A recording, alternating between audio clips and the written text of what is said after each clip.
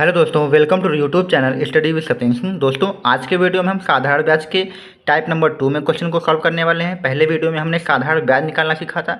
आज के वीडियो में हमें साधारण ब्याज दिया होगा तो हम दर निकाल सकते हैं, मूलधन निकाल सकते हैं या समय निकाल सकते हैं। तो पिछले क्लास में हमने साधारण ब्याज ही निकालना सीखा था।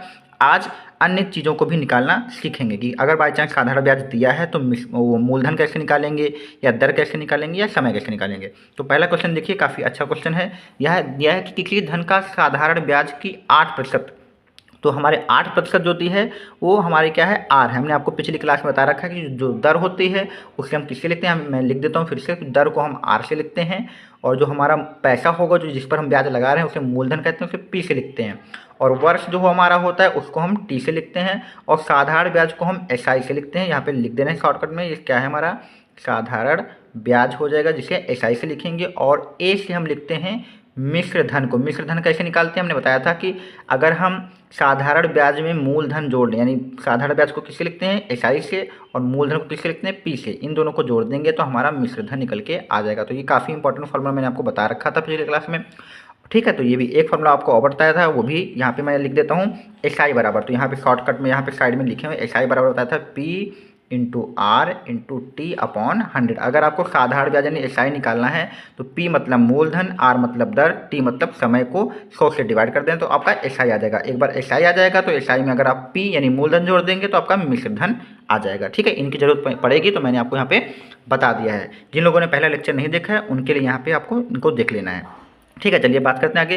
किसी धन का, तो हमें धन पता नहीं है तो हम धन को पता ही नहीं है तो मान लेते हैं यहाँ पे हम जो हमारा पी है मूलधन वो एक्स मान लेते हैं। ठीक है, फिर आगे लिखा है 8% वार्षिक दर से 3 वर्ष। तो हमारा समय भी दिया है, टी बराबर कितना दिया है, 3 वर्ष हमारा समय दिया है। फिर मिश्रधन दिया है। मिश्रधन को हमने बताया था किससे लिखते हैं, ए से लिखते हैं। तो ए बराबर हमारा दिया है 6944 दिया है। ठीक है, अब हमें क्या निकालना है, वह धन ज्ञात कीजिए। मतलब वही धन निकालना है, मूलधन निकालना है, मतलब पी की वैल्यू निकालना है। तो पी को हमने एक्स मान के लिख लिया है। तो हम पहले सबसे पहले साधारण ब्याज निकाल लेते हैं यहाँ पे। तो साधारण ब्याज एस आई बराबर क्या होता है, P into R into T upon 100, ये हमारा फार्मूला होता है। इससे हम साधारण ब्याज निकालेंगे। साधारण ब्याज क्यों निकाल रहे हैं, क्योंकि साधारण ब्याज निकालेंगे तब इस फार्मूले में हम यहाँ पे ए की वैल्यू और साधारण ब्याज की वैल्यू रख देंगे, तब हमारा जाके पी यानी मूलधन आ जाएगा। क्योंकि हमें वही धन निकालना है, मूलधन तभी निकाल पाएंगे जब हमें साधारण ब्याज पता हो जाएगा और मिश्रधन पता है तब निकाल पाएंगे। इसलिए हम साधारण ब्याज को निकालने जा रहे हैं। तो पी को हमने यहाँ पे क्या मान लिया है, एक्स मान लिया। आप चाहे तो पी भी लिख सकते हैं, कोई दिक्कत नहीं है। हमने एक्स लिख लिया। आर की वैल्यू कितनी रखनी है, 8 रखनी है। और टी की वैल्यू कितनी रखनी है, यहाँ पे 3 रखनी है। अपॉन में कितना है, 100 है। इसको काटिए तो 4 दूनी 8 आएगा और ये आपका कितना आ जाएगा, 25 आ जाएगा। ठीक है, 4 दूनी 8, 4 पंचे 25। तो एस आई बराबर जो आपका निकल के आएगा 3 दूनी 6x अपॉन 25। तो ये हमारा एस आई निकल के आ गया।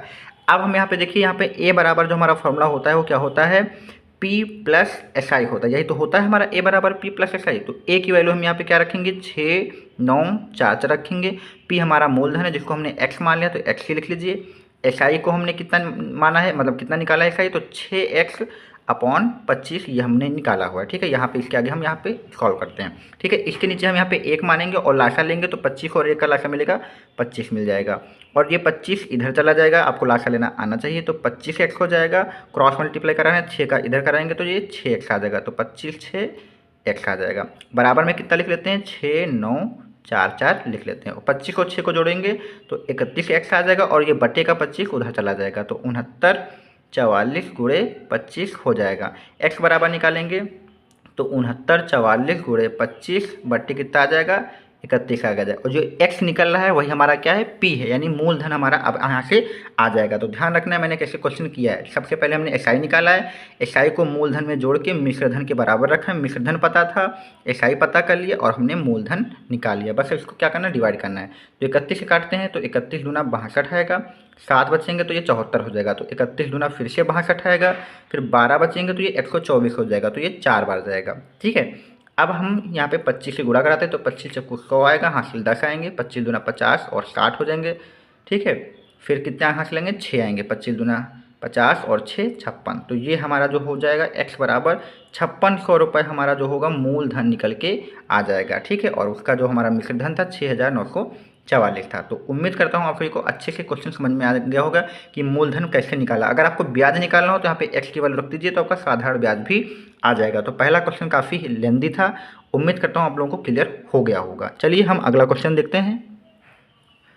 दोस्तों क्वेश्चन नंबर 2 में लिखा है कि कितने समय में, यानी कितने समय, तो हमें समय पता नहीं, तो टी बराबर हमारा इस बार क्या है, क्वेश्चन मार्क है। 1000 रुपये का, तो हमारे पास जो रुपये है वो हमारा मूलधन होता है, तो पी बराबर हमारा कितना है, 10,000 है, 1000 नहीं है, 10,000 है। फिर दिया का साधारण ब्याज 6%, 6% हमने कहा था जो प्रतिशत वाली चीज़ होगी वो आर होगी, तो आर हमारा कितना हो जाएगा, 6% हो जाएगा। वार्षिक दर से 450 रुपये हो जाएगा। यहाँ पे लिखा है साधारण ब्याज 6% वार्षिक दर से 450 हो जाएगा, मतलब कौन हो जाएगा, साधारण ब्याज हो जाएगा। तो साधारण ब्याज मतलब एसआई बराबर दिया है, तो एसआई बराबर हमारा कितना हो जाएगा, 450 हो जाएगा।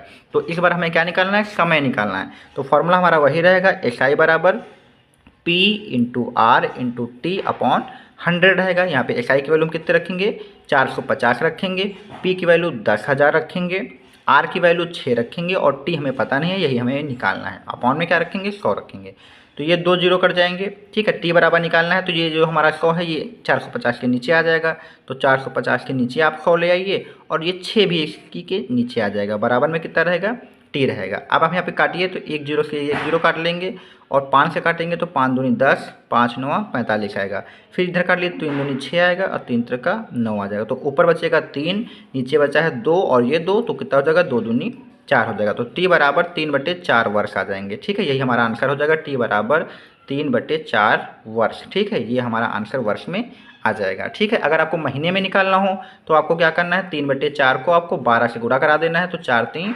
12 यानी 3 3 का 9 महीने यहाँ पे आपके आ जाएंगे। ठीक है, तो आप महीने में भी आंसर निकाल सकते हैं। तो ये क्वेश्चन भी आपको समझ में आ गया होगा, इसमें हमें क्या निकालना था, समय निकालना था। चलिए अगले क्वेश्चन में देखेंगे, शायद उसमें हमें दर भी निकालनी हो, तो वो भी हम निकाल लेते हैं। दोस्तों क्वेश्चन नंबर 3 लिखा है कि कितने प्रतिशत वार्षिक दर से, इस बार हमें दर नहीं दी गई, तो कितने प्रतिशत तो हमें पता नहीं यार।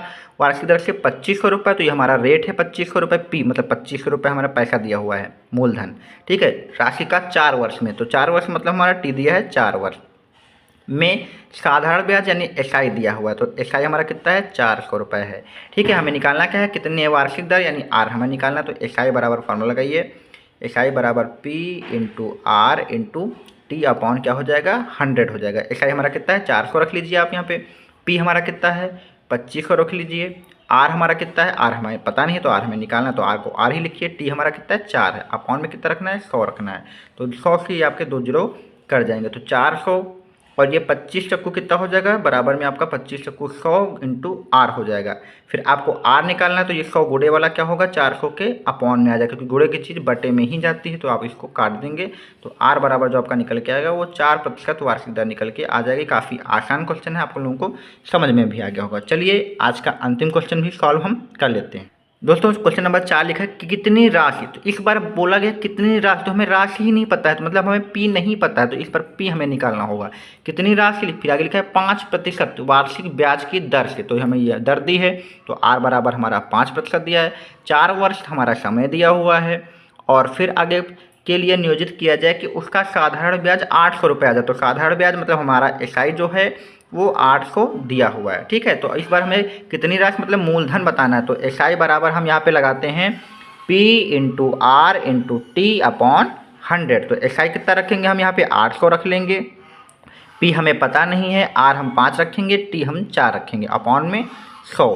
ठीक है, तो ये आपका 800 इधर ही रखिए, ये आपका कितना हो जाएगा, 5 चक्कू 20 हो जाएगा, अपॉन में 100, तो 20 से काटिए तो 20 से कम 20 आएगा, 20 पंजे 100, ये 5 जो आपका बटे में है ये इधर गुणे में आ जाएगा, तो गुणा कराएंगे 5 का 800 से, तो 5×40 यानी 4000 आ जाएगा, तो पी बराबर जो हमारा निकल के आ जाएगा वो 4000 निकल के आ जाएगा। तो इस वाले सवाल में पी निकाला, इसके पहले वाले में आर निकाला, उसके पहले वाले में टी निकाला। ठीक है, इसी प्रकार से हमने सारे क्वेश्चनों को अच्छे से सॉल्व कर लिया है। उम्मीद करता हूँ सभी को समझ में आ भी गए होंगे। अगर वीडियो में कोई भी प्रॉब्लम हो तो आप कमेंट बॉक्स में ज़रूर बताएं।